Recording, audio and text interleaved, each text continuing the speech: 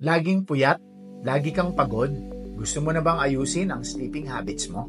How to avoid puyat? There are 5 tips. Number 1, set a sleep schedule.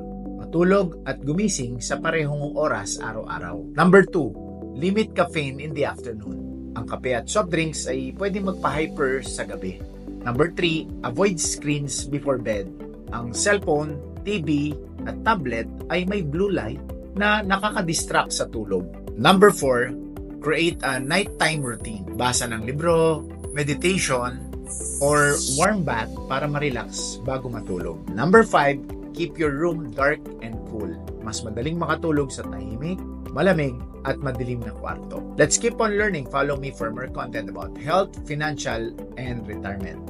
May tanong ako sa'yo. Ano ang pinaka-effective na technique mo para makatulog agad?